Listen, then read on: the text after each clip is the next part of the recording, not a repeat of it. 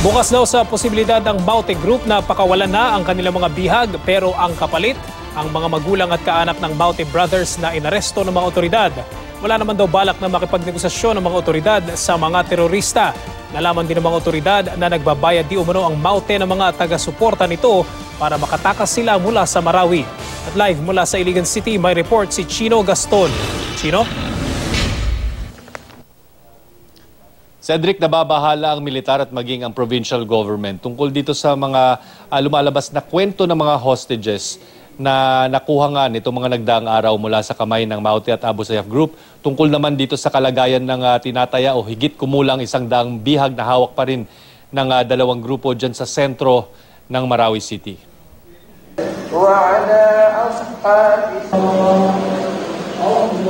Sa gitna ng tigil putukan para sa Eid al-Fitr noong linggo, nakipag-usap ang isang grupo ng mga maranahong religious leader sa magkapatid na Abdullah at Madi Maute. Dalawa sa mga namumuno sa teroristang grupo sa Marawi. Ang kanilang pakay, matigil na ang gulo sa Marawi at mapakawalan na ang tinatayang nasa 100 bihag ng Maute. Hinanap din nila si Father Teresito Chito Suganob, isa sa mga bihag ng Maute. Sa puntong ito raw, nasabi ni Abdullah na pwede nilang palayain ng pari at iba pang mga bihag kapalit ng kanilang mga magulang at kaanak na inaresto ng gobyerno. Handa rin daw silang tantanan ng Marawi kung ang MILF o Moro Islamic Liberation Front ang makakausap nila tungkol dito. Sagot ng MILF, posible naman ito sa konteksto ng humanitarianism. Pero Malacanang naninindigang hindi kailanman makikipag-usap sa 5 teroristang grupo. Let us continue to remind the public that the gravity of terrorists and their supporters' offense is immense, and they must all be held accountable. Government's policy not to negotiate with terrorists remains. Hence, the local religious leader-led talks with the terrorists last Sunday is one that was not sanctioned by government. Ganito rin ang sentimiento ng Armed Forces of the Philippines. Late in the day, justice must be served for the many deaths that have been charged to them. Ayon kay Presidential Peace Advisor Jesus Duresa sa panayam ng News to Go, pag-aaralan nila kung ano ang pwede pang maging ibang paraan para wakasan ang krisis sa Marawi. Parang ano yun prisoner swap ba yun? Ang dating yan sa lahat. Pag-usapan pa yan dahil I just learned about it. And this will have to be decided together with the military, with the private sector, with those who are helping us there, and of course with the go signal of the President. Pagkatapos ng pag-uusap ng mga religious leader at ng Maute, pinakawala ng teroristang grupo ang 5 sa kanilang mga bihag. Isang bangkay din ang nailabas ng grupo. Bukod sa 5 bihag, may nailigtas na ring 7 sibilyan sa tulong ng emisaryo ng MILF. Ayon sa ilang mga hostages, pinilit daw ang mga babae na mag-convert sa Muslim at ipakasal sa mga Maute at Abu Sayyaf. Sa pilitan din daw silang pinagdadala at pinagpapaputok ng mga armas laban sa mga papalapit na sundalo. Cases of female hostages were forced to marry the Maute local terrorist group. So they are being forced for sex slave. Nakikita po natin kung ang galaw ng isang tao ay kalaban. Nakikita po natin kung ito ay galaw ng isang hostage or isang inosente. Kaya po tayo laging nag-iingat. Some people outside might use this as a way of, enticing religious hatred or sectarian hatred. Let it be known that there is no representation of Islam whatsoever with how the Maute group and the Abu Sayyaf are treating the hostages. Ang mga bihag din ang inuutusang pumasok sa mga bahay para kumuha ng pagkain, pera at alahas. Ang ilan, taga-bitbit daw ng mga sugatang bandido. Kwento pa ng ilang naging bihag, nakita nilang buhay si Father Chito Suganob at iba pang mga bihag. Bagay na pinagpasalamat sa Diyos ni Marawi Bishop Edwin de la Peña. Bagamat gusto na rin nilang mapakawala ng mga bihag, wala raw silang magagawa kundi maghintay at ipaubaya sa gobyerno ang pagliligtas sa kanila. Taliwas naman sa paniwala ng AFP na nauubusan na ng pagkain ng mga terorista. Napansin daw ng source ng GMA News na maraming nakaimbak na pagkain ng Maute. Nagtatago rin daw ang Maute Group sa mga drainage o imburnal tuwing binobomba ng militar. Ayon naman sa impormasyong nakuha ng militar, may mga sugatang mga Maute at Abu Sayyaf ang nakatakas nitong mga nakarang araw dahil sa mga taga-suporta nila.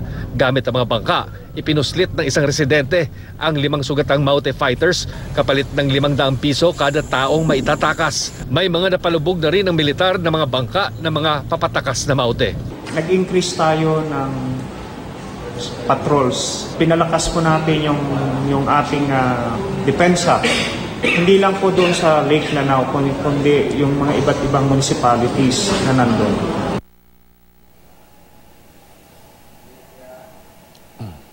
Cedric, may nakalap tayong impormasyon na naglabas na raw o nagbitiw na ng salita ang Defense Department na sa loob ng 1 o 2 linggo ay matatapos na ang krisis sa Marawi City. Sa ating pagkakaintindi dito, ang ibig sabihin ng Defense Department ay either na-neutralize na o naitaboy na itong mga ISIS-inspired fighters mula sa Marawi City. Ngunit kausap natin kanina itong Joint Task Force Marawi spokesman kung saan sinabi na malaking hamon ngayon itong paggamit ng mga Maute at Abu Sayyaf fighters sa 2 o ilang malalaking mosque dyan sa sentro ng Marawi City na nagsisilbi ngayong command and control operations center nitong 2 grupo. At dyan din sila sumisilong at dyan din tinatago yung mga hostages. Kasi pagpapaliwanag ng militar, merong military protocols na nagbabawal sa pambobomba o di kaya pagpapaputok dito sa mga tinaguriang places of worship gaya ng mga simbahan at mga mosque. At syempre nandyan din yung panganib na kapag pinasok nila biglaan ay maaring madamay din itong higit kumulang 100 hostages na di umano'y ginagamit bilang human shields.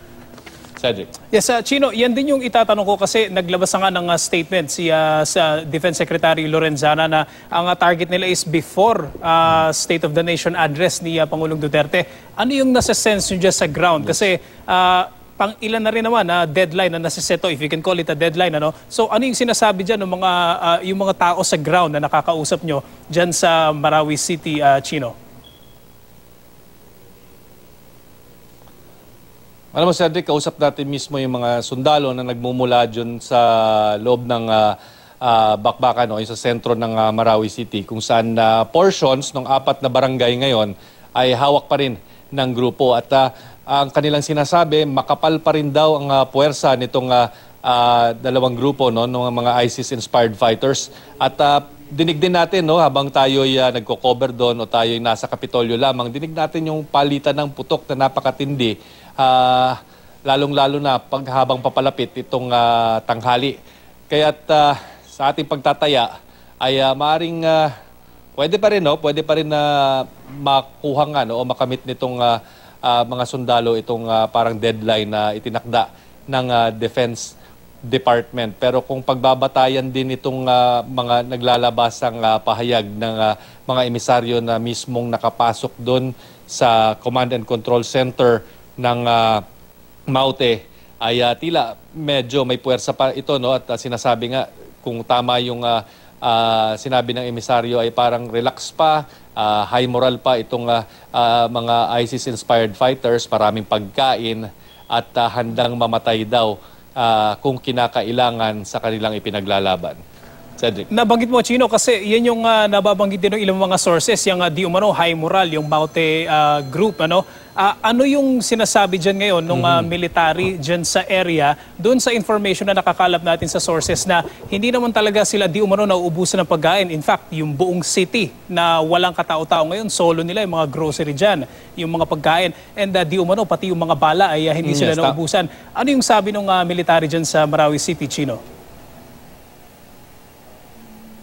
Well, parang lumalabas na taliwas yung paniniwala o binilalabas ng militar na impormasyon dito sa mga binibitawan ng ilang mga emisaryo na nakausap ng GMA News. Kasi sinasabi na uubusan na ng bala, nagkaaway-away na sa loob ng panig ng Maute dahil marami nang gustong umalis. Although hindi natin inaalis yung posibilidad na yon na Cedric, na siyempre tao lamang siguro itong mga kalaban ng gobyerno dyan sa Marawi City at maaring may natatakot na o may gusto ng umayaw. Pero kung pagpapaniwalaan naman natin on the other hand, itong sinasabi ng ilang emisaryo na nakausap ng GMA News ay parang lumilitaw na taliwas ito sa inilalabas na impormasyon ng militar patungkol sa kalagayan ng mga kalaban nila.